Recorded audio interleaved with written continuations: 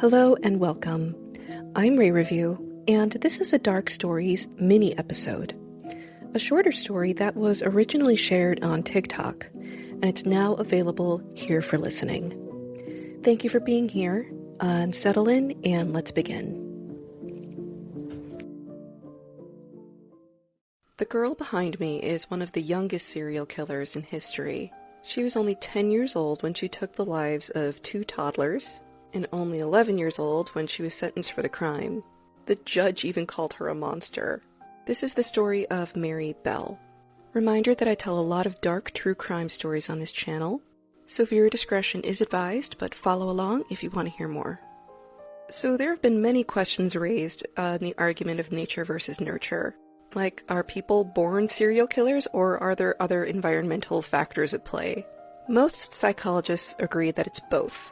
And with Mary Bell, that's definitely the case. There are many darker and more sinister factors at play as you look behind the curtain. So let's dive in. Mary Bell was born May 26, 1957 in Scotswood, which is a suburb in North England. Mary's mother is really important in this story. A little bit about her. Her mom was only 16 when she had her. She was working as a woman of the night. Her mother hated Mary, and she was a total garbage person. Experience with her mother ranged from, complete neglect to depraved mistreatment. Mary Bell's mother more than once tried to inflict grievous harm on her child. Her mother threw Mary out the window. She suffered a traumatic brain injury, but she survived.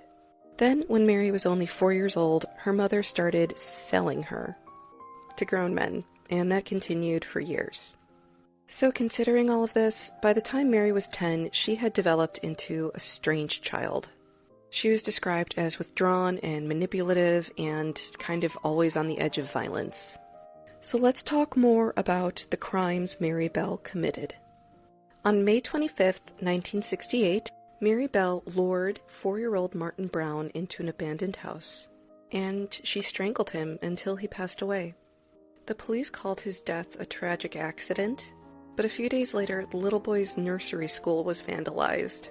The vandals let police know that it was a murder and not an accident. And police were shocked when they realized that all of these notes were written in crayon and looked like a child wrote it. And police actually weren't sure if this was some kind of sick joke and if they should take it seriously. Mary's neighborhood was really rough, and so they kind of wrote it off as a really ugly prank. But then only 2 months later, 3-year-old Brian Howell went outside to go and play, and he never came home. By the time Mary Bell was 11, she had taken the lives of 2 young boys. 3-year-old Brian Howell's body was found in a field.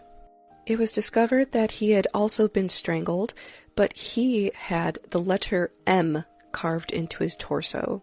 Upon investigation, the coroner started to see indicators that these crimes actually could have been committed by a child, so they started interrogating local children. Mary had been telling her classmates that she was responsible for the murders, but she had developed a reputation as an attention seeker and a show-off, so no one took her seriously. So here's how Mary was caught. So it turns out Mary had an accomplice for both of these crimes. So this is Mary Bell and this is Norma Bell. They are not related. She's 11, she's 13. Norma's father said that she was kind of developmentally on the slower side, so she typically followed Mary's lead. When Norma was questioned, she broke down and confessed that Mary had indeed been responsible for the deaths of these 2 young children. And a lot of neighborhood kids and parents came out of the woodwork to say that they had witnessed Mary strangling other children, but if, you told her to knock it off, she'd stop. Mary denied it. She said that Norma was lying, as well as everybody else. In fact, Mary claimed that she saw another boy in the neighborhood walking around with scissors, so that's probably who is responsible for doing the terrible things to the second body. And that was Mary's big mistake and the police's smoking gun, because the mutilation of the body was never released to the press or the public. That detail was only known to investigators and Brian's murderer. So Norma was found innocent, Mary was found guilty. Mary was given an indefinite sentence. She was too young for an adult prison, so she was sent to a reform school. At the reform school, Mary was the only girl among 20 or more boys, and she claims she experienced SA at the hands of both staff and inmates. But no one cared because they thought she was an evil psychopath child. She was surprised when she started getting visits from her mother. She'd be so excited that she'd write letters to her and color pictures for her mom. Then she stopped when she discovered that her mother was selling her letters and drawings to the tabloids. Mary was 23 when she was released. Authorities said she wasn't a danger to anyone, and she had a tremendous amount of remorse for what she experienced as a child and for what she had done. Mary went on to have a daughter, and they lived anonymously for 14 years, until the tabloids found her. Mary Bell's daughter was horrified and devastated when she discovered that she was the child of a murderer, because Mary was nationally reviled. She agreed to be interviewed for a book written about her experiences, and it goes more in depth into her problematic childhood, the crimes she committed, and her incarceration. The book's reception was mixed. Some people saw it as a woman desperately trying to right the wrongs of her past, while a lot of people sided with the victims of the family and thought she was trying to profit off of her crimes. Mary did use the residuals of the book sales to apply for a new identity for her and her daughter, which the court did grant. So all we know about Mary Bell right now is that she is alive and well and somewhere out there. Thank you for listening and for letting me guide you through this story.